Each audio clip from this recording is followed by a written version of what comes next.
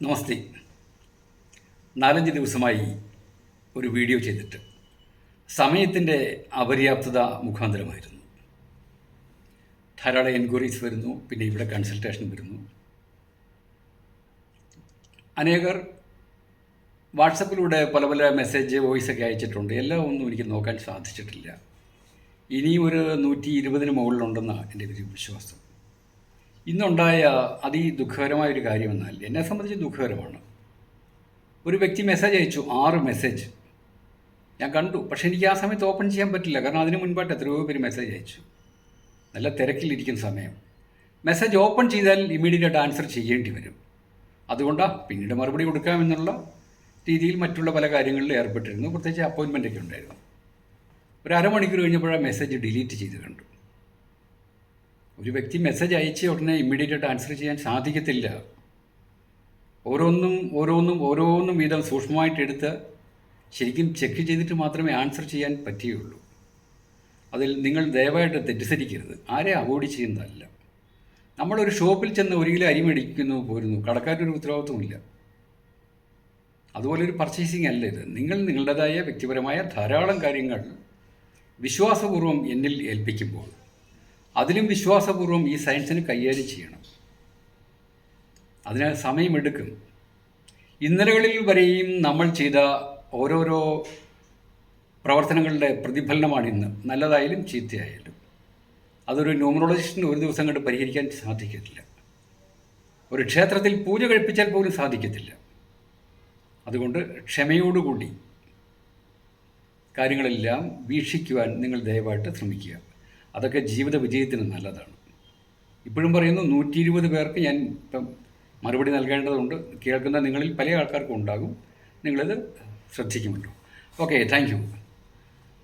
ഇന്ന് നവംബർ മാസം 14-ാം തീയതി. ഇന്നലെ നവംബർ 13 നവംബർ 13 അത്ര സുഖമല്ലെന്നൊക്കെ നമ്മൾ പൊതുവെ പറയാറുണ്ടല്ലേ. ഇന്നലെ ഉണ്ടായ സംഭവം കേരളത്തിൽ രാഷ്ട്രീയപരമായി വളരെയേറെ ചർച്ച ചെയ്തൊരു വിഷയമാണ്. മാർക്സിസ്റ്റ് പാർട്ടിയുടെ സമുന്നതനായ പാരമ്പര്യമുള്ള ഒരു നേതാവ് EP ജയരാജൻ, പാർട്ടിയിലെ ഉന്നത സ്ഥാനങ്ങളൊക്കെ ഉണ്ട്. അദ്ദേഹവുമായി ബന്ധപ്പെട്ട ഒരു പുസ്തകം അദ്ദേഹം ഒരു ആത്മകഥ എന്ന നിലയിലൊക്കെ എഴുതിയതില്ലേ, കട്ടൻ ചായയും പരിപ്പുവടയും. എല്ലാവർക്കും അറിയാം. അതിനെപ്പറ്റി ഒന്ന് ഞാൻ വെറുതെ ഒരു താല്പര്യം. ഇത് രാഷ്ട്രീയ നിരീക്ഷണമല്ല, ന്യൂമറോളജി അനുസരിച്ചുകൊണ്ട് ഓരോ വിഷയങ്ങളെയും കൈകാര്യം ചെയ്യുന്ന വിഷയങ്ങളാണ്. ഇത് നിങ്ങൾ രാഷ്ട്രീയപരമായിട്ട് കയറുകയും വേണ്ട. നിങ്ങളുടെ ലൈഫിൽ ഇതെങ്ങനെയാണ് വരുന്നതെന്ന് മാത്രമാണ് അറിയേണ്ടതുള്ളൂ. ഇന്നലെ 13 അല്പം സുഖം ഉള്ള കാര്യമല്ല. ഇന്നലെ തന്നെ അതൊരു ചർച്ചാ വിഷയമായി. എന്തുകൊണ്ട് 12-ാം തീയതി അല്ലെങ്കിൽ ഇന്നായില്ല, അല്ലെങ്കിൽ മറ്റൊരു ദിവസമായില്ല എന്നാണ് ഞാൻ ചിന്തിക്കുന്നത്. വൈ എന്ന സംശയമാണ് എല്ലായ്പ്പോഴും ഇങ്ങനെയുള്ള ശാസ്ത്രം കൈകാര്യം ചെയ്യുന്നവരും പഠിക്കുന്ന വിദ്യാർത്ഥികളും ചെയ്യേണ്ടത്. എന്തുകൊണ്ട് ഈ കട്ടൻ ചായയും പരിപ്പോടയും എന്ന പേരിൽ നിങ്ങൾ എണ്ണി നോക്കിയോളൂ, 28 ലെറ്റേഴ്സുണ്ട്. 28 എപ്പോഴും എന്തെങ്കിലും ദുരിതം പിടിപ്പിക്കുമെന്ന് പല വീഡിയോസിലും പറഞ്ഞിട്ടുണ്ട്. അത് ചർച്ചയായോ? പബ്ലിഷ് ചെയ്തതിന് മുൻപായിട്ട് ചർച്ചയായി കഴിഞ്ഞു. ഇതിൻ്റെ ന്യൂമറിക്കൽ വാല്യൂ ടോട്ടൽ എടുക്കുമ്പോൾ 96, കട്ടൻ ചായയും പരിപ്പുവടയും 96. ന്യൂമറിക്കൽ വാല്യൂ ആയ 96-ഉം നമ്പർ ഓഫ് ലെറ്റേഴ്സായ 28-ഉം കൂടി ചേരുമ്പോൾ 124, 124. 124 നമ്മൾ സിംഗിൾ ഡിജിറ്റ് ആക്കുമ്പോൾ എത്രയാകും? 124-ൻ്റെ 7, 124. 2 1 3 4 7 കണ്ടോ? അവിടെ വന്ന് എന്തോ ഒരു പണി കാണിച്ചത്. ചില ആൾക്കാർ കമൻറ്റ് ചെയ്യാറുണ്ടല്ലോ, എനിക്ക് 35 വയസ്സായി, 40 വയസ്സായി, ഞാൻ 7-ാം തീയതി ജനിച്ചതാണ്, എനിക്കൊരു കുഴപ്പമില്ലെന്ന്. ഇത്രയും നാൾ EP ജയരാജൻ ഇങ്ങനെയുള്ളൊരു വിഷയത്തിലേക്ക് വന്നിട്ടില്ലായിരുന്നല്ലോ. കുഴപ്പം എപ്പോഴും ജീവിതത്തിൽ എന്നും കുഴപ്പമുണ്ടാവുന്നതല്ല. എന്തെങ്കിലും കുഴപ്പമുണ്ടായാൽ പിന്നെ അവിടുന്ന് കരകയറാൻ ലേശം പ്രയാസമുണ്ട്. ഞാനായിട്ട് എഴുതിനെ സൃഷ്ടിച്ചതല്ല. ഇന്നലെ കേരളക്കരയിലെ എല്ലാ ആൾക്കാർക്കും അറിയാം, പ്രത്യേകിച്ച് രാഷ്ട്രീയപരമായിട്ട് അല്പം താല്പര്യമുള്ളവർക്കും അറിയാം ഇന്നലെ ഉണ്ടായ സംഭവം. ഞാനായിട്ട് അതിനകത്തൊന്നും ആഡ് ചെയ്തിട്ടില്ല.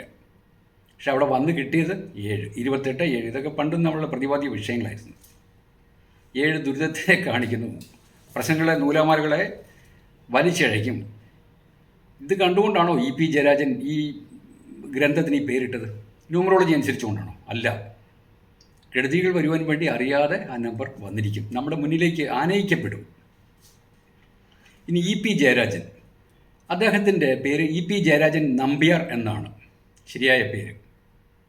പിന്നെ രാഷ്ട്രീയപരമായ പ്രവർത്തനം, പ്രത്യേകിച്ച് ഇടതുപക്ഷ ചിന്താഗതിയും ആ മേഖലയിൽ പ്രവർത്തിക്കുന്ന ഒരു ജാതിപ്പേര് കഴിവതും വിടാറില്ലല്ലോ.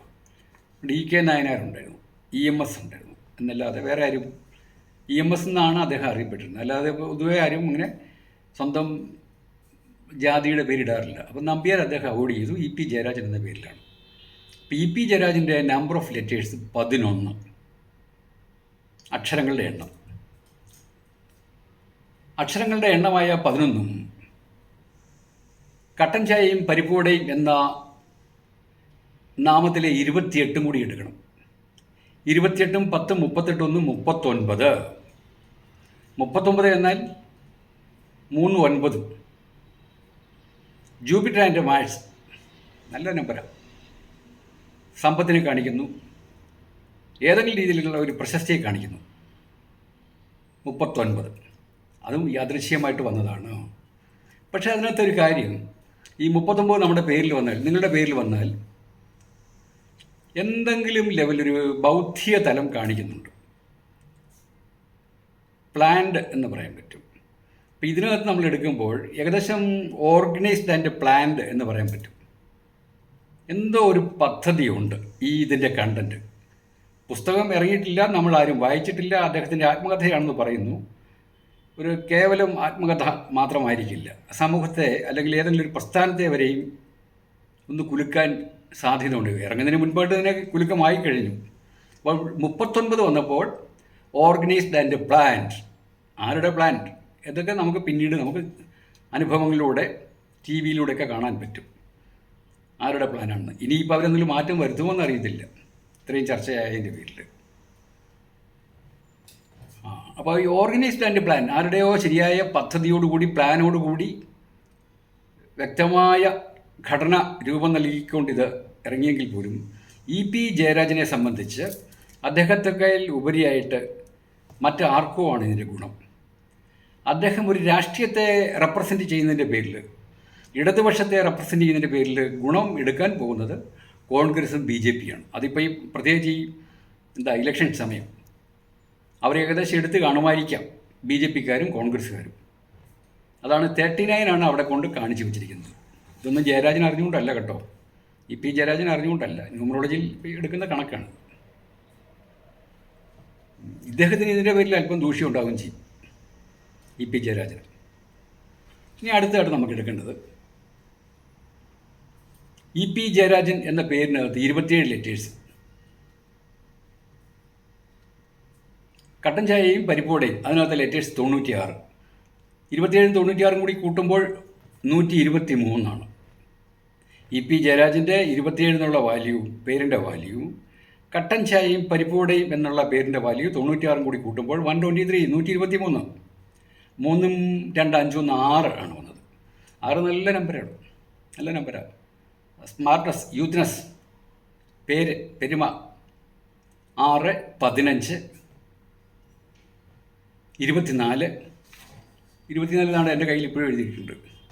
24, 33, 42. ഇതൊക്കെ സമ്പത്തിനെയും കൂടി 51 സമ്പത്തിനെ നമ്മൾ വിളിക്കുകയാണ് ഇൻഡയറക്റ്റായിട്ട്.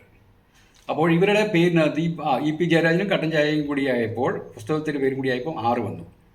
അത് സമ്പത്തുണ്ടാക്കും ഉണ്ടോ. പബ്ലിഷ് ചെയ്തതിന് മുൻപായിട്ട് തന്നെ എല്ലാവരും ചർച്ച ചെയ്യുന്ന ഒരു പുസ്തകമാണ്.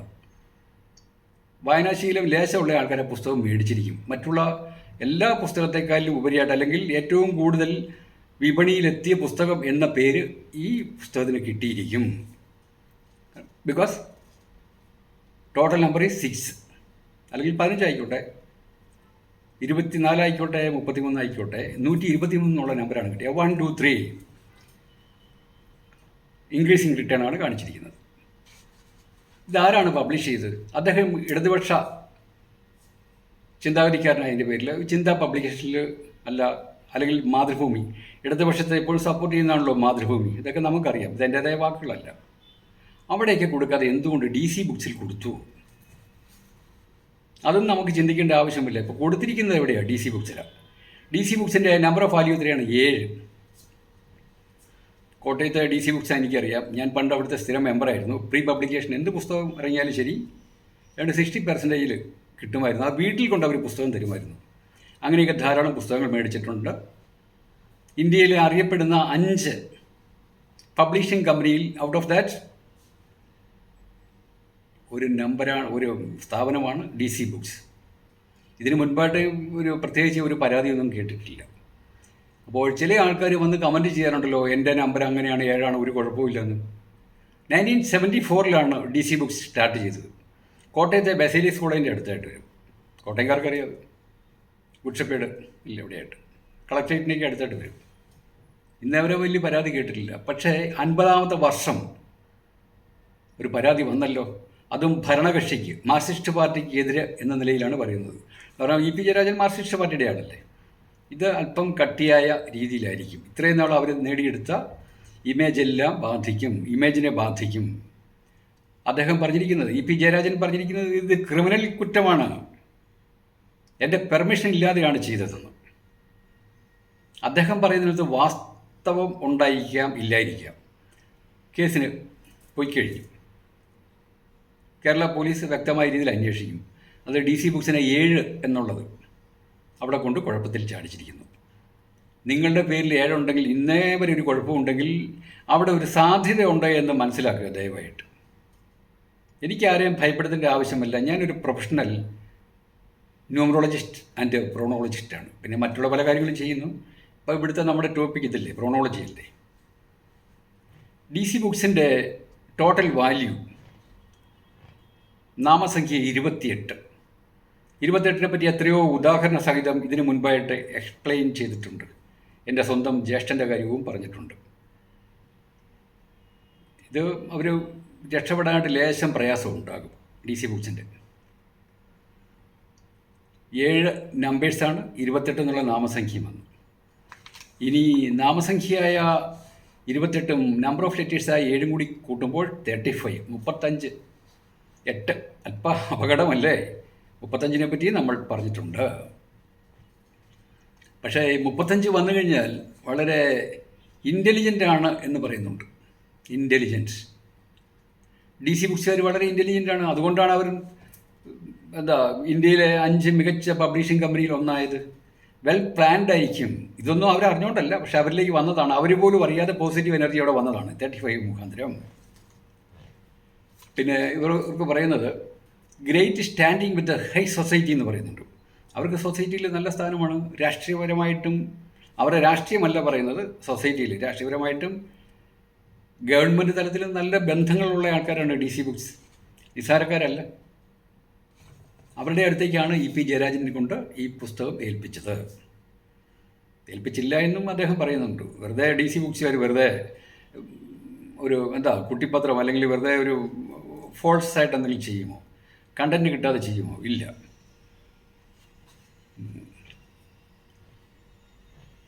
അൻപതാമത്തെ വർഷമാണ് ഇവർക്ക് ഈ പ്രശ്നം വന്നത്. ഇത്രയും നാൾ ഒരു കുഴപ്പമില്ല, സ്മൂത്ത് റണ്ണിങ് ആയിരുന്നു. അവരുടെ ഒരു പ്രീ പബ്ലിക്കേഷൻ എന്നൊക്കെ പറഞ്ഞ് എത്ര ലെവലിലാണ് കച്ചവടം ചെയ്യുന്നറിയുമോ? അൽഫോൺസ് കണ്ണന്താനത്തിൻ്റെ പുസ്തകങ്ങളൊക്കെ ഞാൻ പ്രീ പബ്ലിക്കേഷനിലൂടെ മേടിച്ചതാണ്. ധാരാളം മേടിച്ചിട്ടുണ്ട്.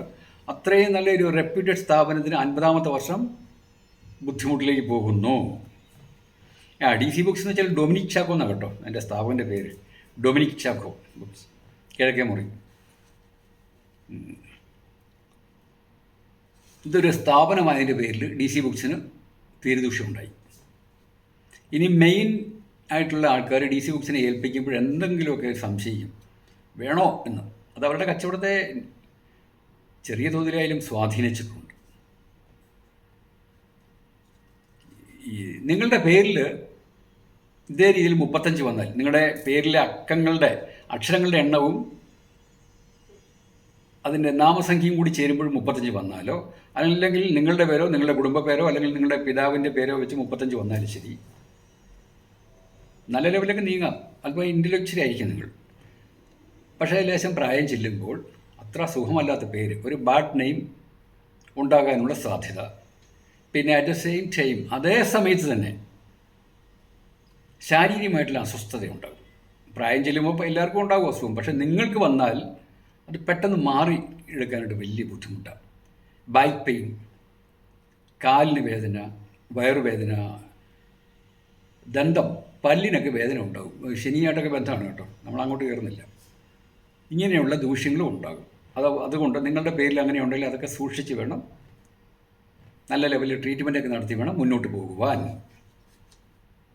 അപ്പോൾ ഈ 35 ഒരു കൂട്ടുകെട്ടിന് പറ്റുന്നതല്ല. നിങ്ങൾ സ്ഥാപനങ്ങൾ ഇടുമ്പോൾ പാർട്ട്ണർഷിപ്പിലാണ് വരുന്നതെങ്കിൽ 35 വന്നാൽ അവിടെ പിന്നെ ഒരു കലാപമായിരിക്കും. ഭാര്യാഭർത്താക്കന്മാരുടെ പേരുകൾ തമ്മിൽ കൂട്ടുമ്പോഴോ എന്തെങ്കിലും ലെവലിൽ ഒരു 35 ബന്ധം വന്നാൽ അവിടെയും കലാപമായിരിക്കും. അതുകൊണ്ട് പേരൊക്കെ ഇടുമ്പോൾ സൂക്ഷിക്കുക. മറ്റൊന്ന്, EP ജയരാജൻ കണക്കെടുത്താൽ 28/5/1950 1950 മെയ് മാസം 28-ാം തീയതിയാണ് ജനിച്ചതായിട്ട് കാണുന്നത്. പക്ഷേ ഈ 5-ാം മാസം ജനിച്ചവരുടെയൊക്കെ അത്ര പോരാ, ഒറിജിനലായിരിക്കില്ല. എൻ്റെ അനുഭവങ്ങളിലൂടെയും കാണാം. 1982 82 മുൻപായിട്ട് ജനിച്ച ആൾക്കാരുടെ സർട്ടിഫിക്കറ്റിൽ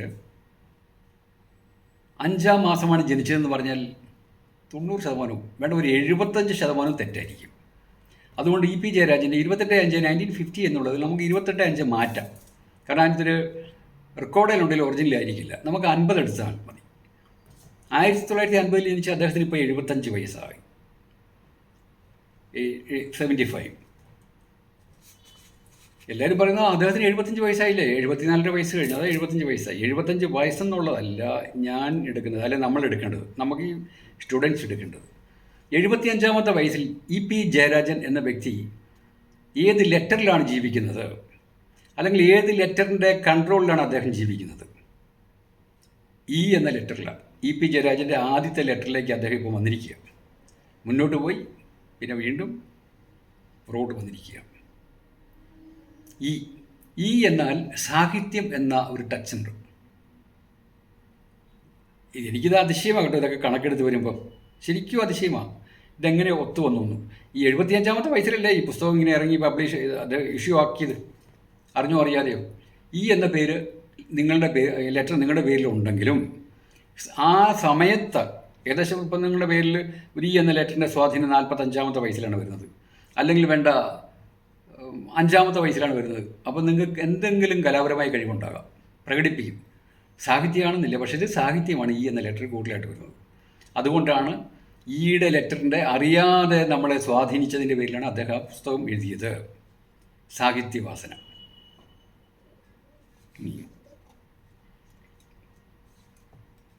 അതുകൊണ്ട് പുസ്തകം അത് പബ്ലിഷ്, അത് E എന്ന ലെറ്റർ ഉണ്ടെങ്കിൽ നമുക്ക് വിജ്ഞാനമൊക്കെ വർദ്ധിപ്പിക്കാൻ പറ്റും.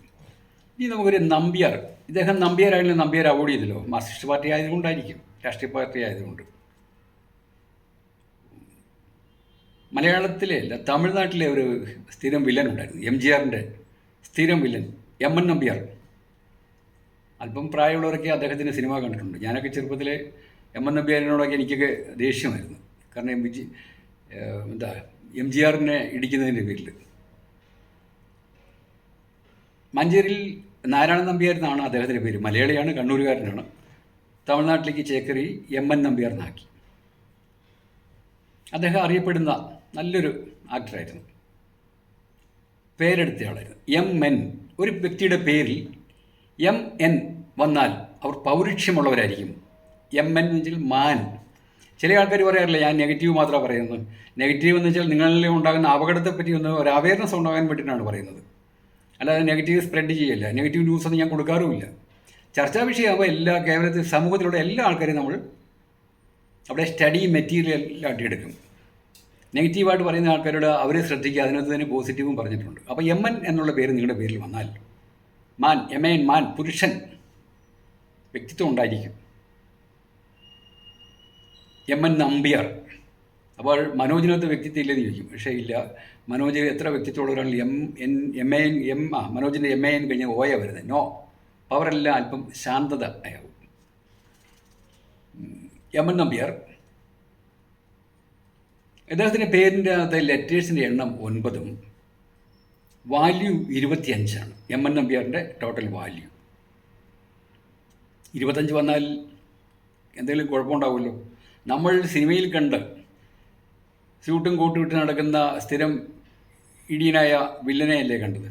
അദ്ദേഹത്തിൻ്റെ പേഴ്സണൽ ലൈഫിൽ ഉണ്ടായിട്ടുണ്ടല്ലോ, ധാരാളം സിനിമ സംബന്ധിച്ചുള്ള ഇഷ്യൂസൊക്കെ ഉണ്ടായിട്ടുണ്ട്. പണ്ടത്തെ ഒരു MR രാധ കേസൊക്കെ ഉണ്ട്, അത് വേണ്ട, അതൊക്കെ പറഞ്ഞാൽ വലിച്ചു പോകും. അദ്ദേഹത്തിന് പ്രശ്നങ്ങളൊക്കെ ഉണ്ടായിട്ടുണ്ട്. 25 പേരിലാണ്. പേരിൻ്റെ അക്ഷരങ്ങളുടെ എണ്ണം 9, ന്യൂമറിക്കൽ വാല്യൂവായി 25 കൂടി കൂട്ടുമ്പോൾ 25 + 9 34. വീണ്ടും അദ്ദേഹത്തെ കൊണ്ട് എന്തെങ്കിലും പരിപാടികളൊക്കെ കാണിപ്പിക്കാമല്ലോ. പക്ഷെ അദ്ദേഹം ജനിച്ചത് 7/3/1990 1919 മാർച്ച് മാസം 7-ാം തീയതി. നിങ്ങൾ ആരെങ്കിലും മാർച്ച് മാസം 7-ാം തീയതിയാണ് ജനിച്ചതെങ്കിൽ കാലക്രമേണ നിങ്ങൾക്ക് സമ്പത്ത് വർദ്ധിച്ചിരിക്കും. കഠിനാധ്വാനത്തിലൂടെ ഭാഗ്യദേവത നിങ്ങളെ മെല്ലെ കടാക്ഷിച്ചിരിക്കും. പോസിറ്റീവ് ലെറ്റേഴ്സ് കൂടിയാണല്ലോ, അവിടെ ഒരു ഡൗട്ടും വേണ്ട. അതുകൊണ്ട് പേരിൽ MN എന്നുള്ള ലെറ്ററൊക്കെ നല്ലതാണ്. നമ്പ്യാറിനകത്ത് AR ഒക്കെ നല്ലതാണ്. 7-3 തീയതിയിൽ ജനിച്ചവർക്ക് വിധി പ്രകാരം സമ്പത്തുണ്ടാക്കാനുള്ള യോഗ്യത, ഭാഗ്യം ആ ദേവത തന്നിട്ടുണ്ട്. അത് തിരിച്ചറിഞ്ഞ് ജീവിക്കുക.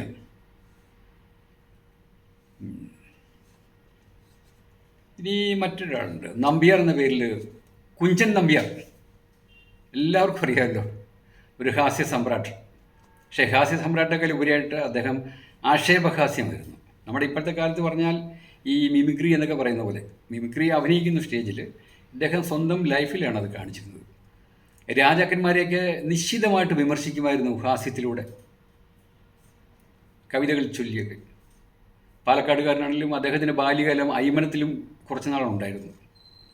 അയ്മനം, അവിടെ വെച്ചാണ് ഈ പറയൻ തുള്ളൽ എഴുതിയത്. അയ്മനത്തിൽ വെച്ചാണ്. അയ്മനത്തിൽ ഒത്തിരി വളരെ സാംസ്കാരിക മഹിമയുള്ള ഗ്രാമമാണ്. ഇദ്ദേഹം അവിടെ വന്നിരുന്നു, ബാല്യത്തിൽ അവിടെയായിരുന്നു. അപ്പോൾ കുഞ്ചൻ നമ്പ്യാർ അറിയപ്പെട്ട ആളായിരുന്നെങ്കിൽ അദ്ദേഹത്തിൻ്റെ കുഞ്ചൻ നമ്പ്യാർ. കുഞ്ചൻ നമ്പ്യാരുടെ ടോട്ടൽ പേരിനകത്ത് വാല്യൂ 43. എന്നിട്ടും കേട്ടോ പ്രശസ്തിയായല്ലോ. പക്ഷെ അദ്ദേഹം ജീവിച്ചിരുന്ന കാലത്ത് ആക്ഷേപഹാസ്യത്തിലൂടെ ധാരാളം വിമർശനങ്ങളും ജീവന് വരെയും ഭയം ഉണ്ടാകുന്ന രീതിയിലായിരുന്നു അദ്ദേഹം ജീവിച്ചിരുന്നത്. നമ്മളിന്ന് അദ്ദേഹത്തിൻ്റെ ഓരോ പാട്ടൊക്കെ കേൾക്കുമ്പോൾ ആ പാണ്ടെണ്ണായുടെ വല്ലിന് ഒരു പണ്ടേ പോലെ വലിക്കുന്നില്ല, അങ്ങനെയൊക്കെ പല പല ചൊല്ലൊക്കെ ഉണ്ട്. അതൊക്കെ നമ്മൾക്ക് വളരെ ഇൻട്രസ്റ്റ് ആയിട്ടാണ് കേൾക്കുന്നത്. രാജാക്കന്മാരെയൊക്കെ അന്ന് വിമർശിച്ചാൽ രസികന്മാരായ രാജാക്കന്മാരും നയവും രാജ്യ നന്മയ്ക്ക് വേണ്ടിയും ഭരിച്ചിരുന്ന രാജാക്കന്മാരായതിൻ്റെ പേരിൽ രാജാക്കന്മാരുടെ ദൂഷ്യങ്ങൾ അല്ലെങ്കിൽ കൊട്ടാരത്തിലെ ദൂഷ്യം, രാജ്യത്തിലെ ദൂഷ്യങ്ങളെല്ലാം ഈ കുഞ്ചൻ നമ്പ്യാർ ആക്ഷേപഹാസ്യത്തിലൂടെ അവതരിപ്പിച്ചപ്പോൾ അദ്ദേഹം തിരിച്ചറിഞ്ഞിരുന്നു അന്നത്തെ രാജാക്കന്മാർ. പക്ഷേ ഇന്നത്തെ ഏതെങ്കിലും മന്ത്രിമാരെയോ ആരെങ്കിലും പരിഹസിച്ചാൽ ജീവൻ പോലും കാണത്തില്ല എന്ന് നമുക്ക് വേണേൽ അറിയാം. കോടതി കേസ് കാര്യങ്ങൾ ഉറപ്പല്ലേ. ആക്ഷേപിച്ചാൽ, അന്യായം കാണിക്കുന്നവരെ ഇന്ന് ആരും ചൂണ്ടിക്കാണിച്ചാൽ. പക്ഷേ നമ്പ്യാരുടെ കാലഘട്ടത്തിൽ അങ്ങനെയല്ലായിരുന്നു. സതുദ്ദേശത്തോടു കൂടി പ്രജകളെ ഭരിച്ചിരുന്ന രാജാക്കന്മാരായിരുന്നു. അവരായതിൻ്റെ പേരിൽ നമ്പ്യാർക്ക് ജീവനിൽ വലിയ കുഴപ്പമില്ലായിരുന്നു. 43 വന്നിരുന്നത്. അദ്ദേഹത്തിൻ്റെ പേരിനകത്ത് ലെറ്റേഴ്സിൻ്റെ എണ്ണം 14. 14 എപ്പോഴും സമ്പത്തുമായിട്ട് ബന്ധമുണ്ടെന്ന് അറിയാമല്ലോ. അദ്ദേഹം ധാരാളം കിഴികൾ മേടിച്ചിരുന്നു രാജാക്കന്മാരുടെ അടുത്തു നിന്നും സമ്മാനമായിട്ട്, ഓരോരോ കാര്യങ്ങൾക്കായിട്ട്. അപ്പോൾ ആ 14 അദ്ദേഹത്തെ സഹായിച്ചത്. നിങ്ങളുടെ പേരിൽ 14 ഉണ്ടെങ്കിൽ വളരെയേറെ മെച്ചം ഉണ്ടാവുമെന്ന് പല തവണ ഞാൻ പറയാറുണ്ട്. നമ്പ്യാരുടെ ഒരു ഉദാഹരണമാണ് ഈ പറഞ്ഞത്. ഇനി 43, 14 എന്നുള്ള അദ്ദേഹത്തിൻ്റെ പേരിൻ്റെ അക്ഷരങ്ങളുടെ എണ്ണവും ന്യൂമറിക്കൽ വാല്യൂവായ 43 കൂടി കൂടുമ്പോൾ 57. 57 ആകുമ്പോഴോ 57, 7, 5, 12, 2, 3. അപ്പോൾ കഠിനമായ അധ്വാനത്തിലൂടെ സമ്പത്ത് നേടാം എന്നാണ് അവിടെ അദ്ദേഹം കാണിച്ചത്. അദ്ദേഹവും ന്യൂമറോളജി പ്രകാരമല്ല ചെയ്തത്, പക്ഷെ നമ്മളൊക്കെ എടുത്ത് പഠിക്കുകയല്ലേ. കുഞ്ചൻ നമ്പ്യാരുടെ കാര്യമോ EP ജയരാജൻ്റെയോ MN നമ്പ്യാരുടെ കാര്യം നിങ്ങൾ എടുക്കേണ്ട, നിങ്ങളുടെ ലൈഫിൽ ഇതുണ്ടോ എന്ന് നോക്കുക. ഇനി മറ്റൊരു വ്യക്തി, ഒരു നമ്പ്യാർ എന്ന പേരിൽ കേരളത്തിൽ അത്യാവശ്യം അറിയപ്പെടുന്ന ഒരു സ്ത്രീയുണ്ട്. അസിയ എന്നുള്ള പേരിൽ ഉള്ള ഒരു ശരിയായ പേര് അസിയ.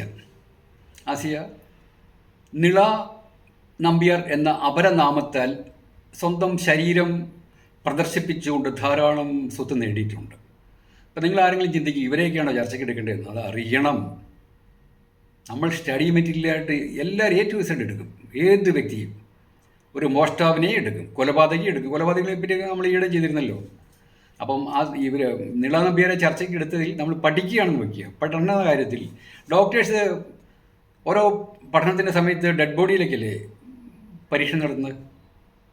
കുളിച്ച് ടിപ്പായി നിൽക്കുന്ന ആൾക്കാരുടെ അടുത്താണ് ശരീരം വെട്ടിമുറിച്ചൊക്കെ അവരും പഠിക്കുന്നത്. അതുപോലെ നമ്മുടെ എല്ലാ കാര്യങ്ങളും ഈഴ മുറിച്ച് വേണം പഠിക്കാൻ. എങ്കിലേ ഈ ശാസ്ത്രം ശരിക്കും വ്യക്തമായിട്ട് മനസ്സിലാക്കാൻ പറ്റുള്ളൂ. അല്ലാതെ എയുടെ വില ഇതാണ്, O 7 UVW 6 അത് പഠിക്കുന്നതിൽ കാര്യമില്ല. അതൊക്കെ ഇവർ കേവലം LKG UKG ഒക്കെ ഉള്ളൂ, അല്ലെങ്കിൽ വേണ്ട LP സ്കൂളാണ്.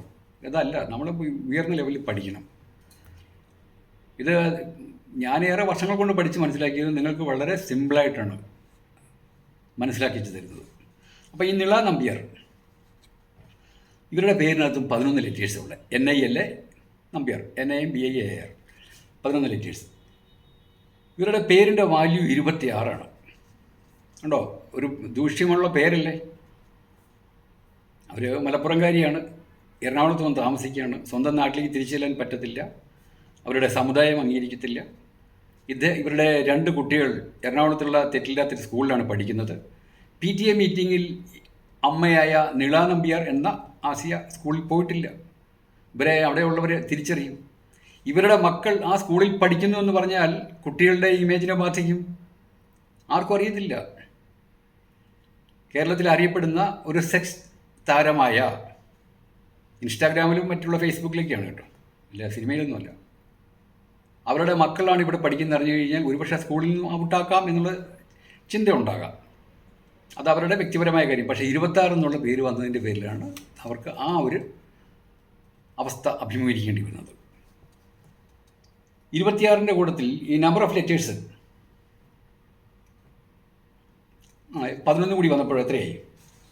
26 10 36 1 37. 37 വന്നാൽ നല്ലതാണ്. 7 3 10 സൂര്യനെ കാണിക്കുന്നു. 1 മേക്കിംഗ് മണി. 0യ്ക്ക് ന്യൂമറോളജിയിൽ വാല്യൂ ഇല്ലെങ്കിലും പക്ഷേ അതിനെ കൺസിഡർ ചെയ്യുന്നത് ആത്മീയമായ നമ്പറാണ്. അപ്പോൾ ഇവരുടെ പേരിനകത്തുള്ള അക്ഷരങ്ങളുടെ എണ്ണമായ 11 ന്യൂമറിക്കൽ വാല്യൂ ആയ 26 കൂടി കൂട്ടിയപ്പോൾ 37 വന്ന് 3 7 10 ആയപ്പോൾ പൈസ ഉണ്ടാക്കി. ശരീരം പ്രദർശിപ്പിച്ച് തന്നെ അവർ പണം ഉണ്ടാക്കി, വിത്തൗട്ട് എനി ഇൻവെസ്റ്റ്മെൻറ്റ്. ആരെയും ഞാൻ പ്രോത്സാഹിപ്പിക്കല്ല കേട്ടോ, ശരീരപ്രദർശനം നടത്തി സമ്പത്ത് നേടാമെന്നല്ല. ഇവിടെ ഉണ്ടായിക്കൊണ്ടിരിക്കുന്ന കാര്യമാണ്, അത് എക്സാമ്പിൾ എടുത്തതാണ്. അപ്പോൾ നമ്മൾ നാമകരണം ചെയ്യുമ്പോൾ എന്തെങ്കിലും രീതിയിലേക്ക് ദൂഷ്യം ഉണ്ടാകാതിരിക്കാനുള്ള രീതിയിൽ ദീർഘദൂര അടിസ്ഥാനത്തിൽ കണക്ക് കൂട്ടിക്കൊണ്ട് വേണം പേരിടാനുണ്ട്. കുറച്ച് പോസിറ്റീവ് ലെറ്റേഴ്സ് മാത്രം വന്നിട്ട് കാര്യമില്ല. മനുഷ്യജീവിതമല്ലേ ഹാഫ് ഹാപ്പി ഹാഫ് സോറോ എന്നാണ് തത്വപരമായിട്ട് പറയുന്നത്. പക്ഷേ അതിനകത്ത് more happy, make more happy through naming അവർ സ്ഥാപനം അല്ലെങ്കിൽ വ്യക്തികളുടെ പേര്. Okay, thank U. 28 മിനിറ്റായി. ഞാൻ ഒരിക്കൽ പറഞ്ഞിരുന്നു, നിങ്ങൾ കമൻറ്റ് ബോക്സിൽ എന്തെഴുതിയാലും ശരി 48 മണിക്കൂറിനകം ആൻസർ തരാമെന്ന് എന്നൊക്കെ ചിന്തിച്ചിരുന്നു. പക്ഷേ ഇതെല്ലാം ഇവൻ്റെ പരിധിക്ക് പുറത്താണ്. പല ആൾക്കാർക്കും കമൻറ്റിന് ആൻസർ ചെയ്യാൻ പറ്റിയിട്ടില്ല. കാരണം വ്യക്തിപരമായിട്ട് വാട്സപ്പിലൂടെയൊക്കെ ആൻസർ കൊടുക്കണ്ടേ. Thank you. ഇഷ്ടപ്പെട്ടെങ്കിൽ എല്ലാവർക്കും ഒന്ന് ഷെയർ ചെയ്യൂ, ആർക്കെങ്കിലുമൊക്കെ ഉപകാരമുണ്ടാകട്ടെ. പിന്നെ ഇപ്പോഴും വാട്സപ്പിലൂടെ ചോദിക്കുന്നുണ്ട് ദക്ഷിണ എത്രയാണെന്ന്, എൻ്റെ ഫീസ് എത്രയാണെന്ന്. ഞാൻ പറഞ്ഞിട്ടില്ലേ ദക്ഷിണയാണ്, ഫീസ് ആരോടും ഞാൻ പറഞ്ഞിട്ടില്ല. ഒരിക്കൽ കോഴിക്കോടുള്ളൊരു പയ്യൻ 10 20 വയസ്സുള്ള പയ്യനാണ് പലതവണ ചോദിച്ചു. ഞാൻ പറഞ്ഞു ദക്ഷിണയാണ്. ദക്ഷിണ എന്നുള്ള പദം എന്തോ മനസ്സിലായില്ല. ഫീസുണ്ടോ എന്ന് പിന്നെയും ചോദിച്ചപ്പോൾ ഞാൻ ആ ഫീസ് ഉണ്ടെന്ന് പറഞ്ഞു. കാരണം അവിടെ പറഞ്ഞിട്ട് മനസ്സിലാകുന്നില്ല. ആ ഒരു പയ്യനോടല്ല, അത് വേറെ ആരോടും ഞാൻ ഫീസ് എന്ന് പറഞ്ഞിട്ടില്ല. കാരണം ദക്ഷിണ പറഞ്ഞിട്ട് മനസ്സിലാകാത്തതിൻ്റെ പേരിലാണ് ഫീസ് എന്ന് പറഞ്ഞത്. ദക്ഷിണ അവനവൻ്റെ യുക്തം അനുസരിച്ചുകൊണ്ടാണ്. എല്ലാവർക്കും ഒരേ സമ്പദ്ഘടനയല്ലല്ലോ. തരുന്ന ദക്ഷിണ എന്ന് പറഞ്ഞാൽ പൂർണ്ണ സന്തോഷത്താൽ മാത്രമേ ആകാവൂ. എങ്കിലേ ഈ സയൻസ് വർക്കൗട്ടാവുള്ളൂ. അല്ലാതെ പിടിക്കണം കൊടുത്തേക്കാം എന്ന് പറഞ്ഞുകൊണ്ട് ആൾക്കാർക്ക് ഒരു പച്ച വെള്ളം പോലും കൊടുക്കരുത്. എല്ലാം പൂർണ്ണ മനസ്സാലെ ചെയ്യൂ. നിങ്ങളിലേക്ക് ഈ പ്രകൃതിയിലെ പോസിറ്റീവ് എനർജി വന്നിരിക്കും. Okay, thank you so much. Share ചെയ്യാൻ മറക്കണ്ട കേട്ടോ.